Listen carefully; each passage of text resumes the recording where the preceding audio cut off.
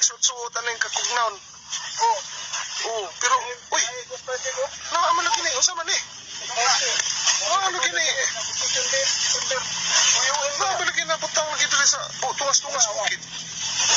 Kung na completion date, December 7, 2024. Uy, Nga ay mangdana ni nga may tungas bukid. di tanaw na to ning kondi. Oh. Ano na ano yung, ato ni wali. 2024. PWH. PWH. Doa. Susupan. Batay. Nagunsa. Maaman is tugas bukit. Huwag idaan diri ha. Oh. Saan? Usa man nila yung butang naman nila dre. Oh. Pastilan. Asa mangdaan ani dapita? Dili ta gihipos ba?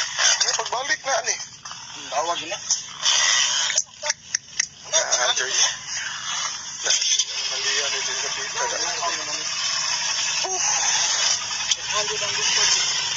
Lari. Rally, tani kalagya. Partner of Finance. Ato tata na dito. Department of Public Works and Highways.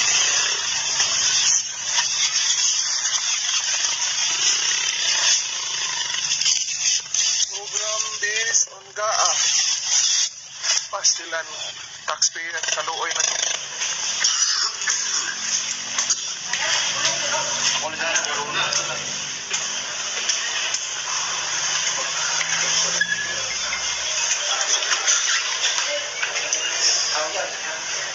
Ako din gusto ba? Ang giklaro kay na trending man, then daghan kay question sa mga tao, then all the criticism naabot man diri nako na noon ang criticism. So akong gusto iklaro para makaingon ko sa katawan unsay nahitabo.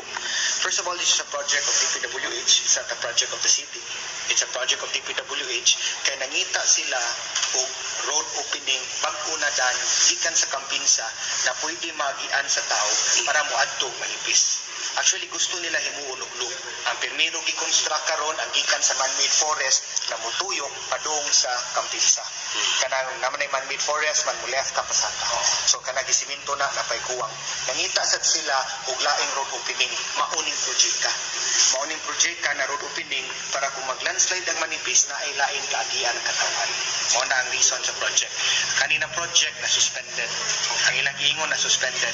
Na suspended siya because na ay mga road right-of-way problems and na ay ECC na ilang i-applyan. Na ay mga documentation na needed. Ang ako rin yung giingon na kung na-suspended man na, ngano ang completion date, it is remains the same na December. Dapat kung masuspend, i-increase itatas ang completion date, kaya masumbalik man na ninyo, pag maunay gibuhat sa mga tao karon na ngano completed siya, na wa man sila naibaw na suspended ay sila.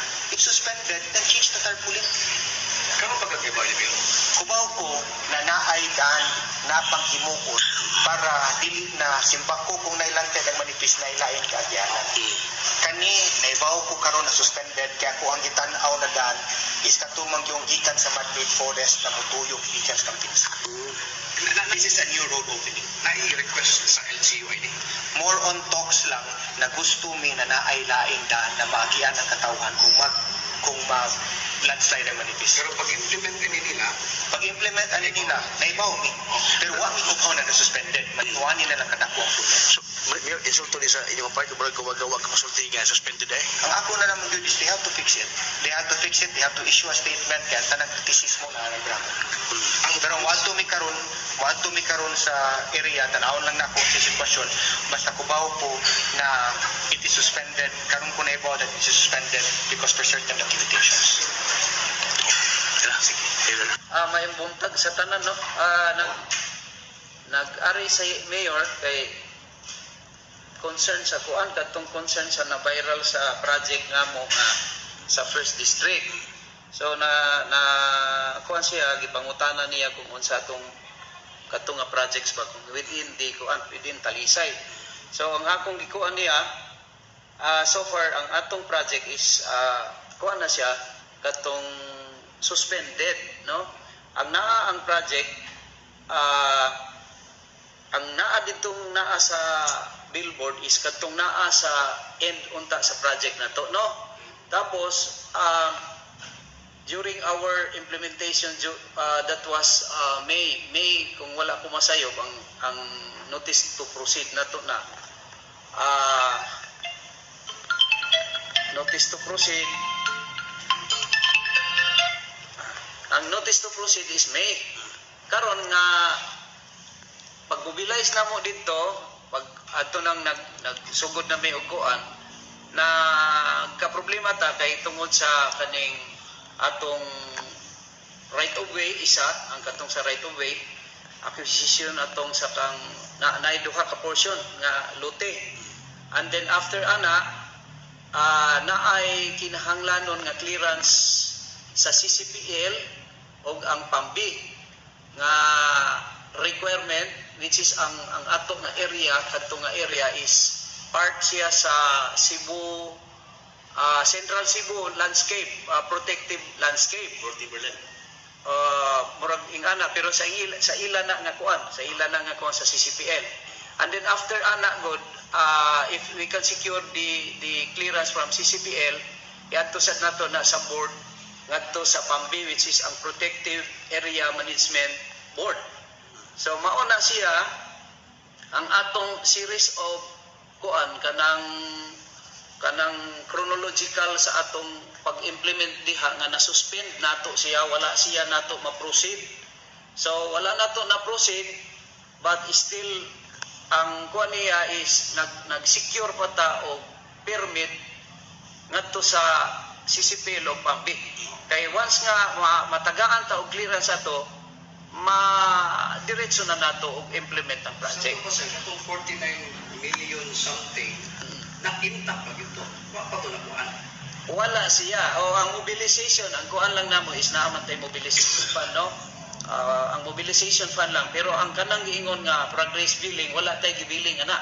Okay. O wala tay gibilling bisag isa. No, wala. O kasabang kita na to yun. O wala tay gibilling, wala tay gibayran. So ang kuan lang ana niya, naraporta. So once nga ma-approve ang atong clearances, makasunod ta sa pagsugod. So dili na siya ingon nga ghost kay naaraman ang ato, wala man ta magbayad. Oo. Katong mga documents nga atong i-mention ka gani ha engineer, dili dito na ito makitaan before na ito pagputang o mga signages o paghimo, pagpatuman, pag-approve sa atong project.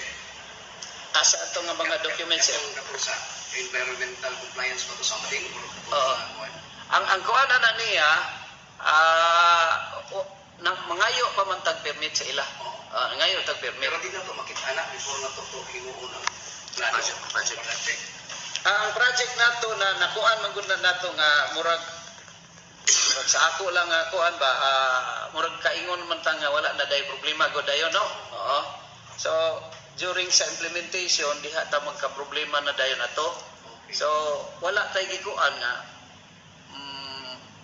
mangayo kita og permit na lang. So matong kung kuan ka na ay series of communication namo, nangayo mi og joint inspection sa ila kay para matagaan ta og permit.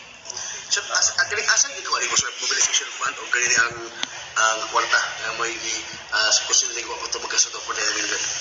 Ang kuan na niya sir, once nga mag-mobilize man gud ka, ang requirement kung naa na ang atong kuan para makasugod ta ba sa atong project, so ato na silang tagaan og certain percentage lang nga amount kay para makasugod ang kontraktor. Okay. So biligyan sa CDP. Biligyan sa CDP. 15%. So sa 49 million. Sa 49 million, 15% mga siguro na nasa 6 or 7 million. So ang kanas 7 million sir, sa mga so wala nila ba sa liquidate nga para maintain 49 million during sa pagbasa sa liquidate.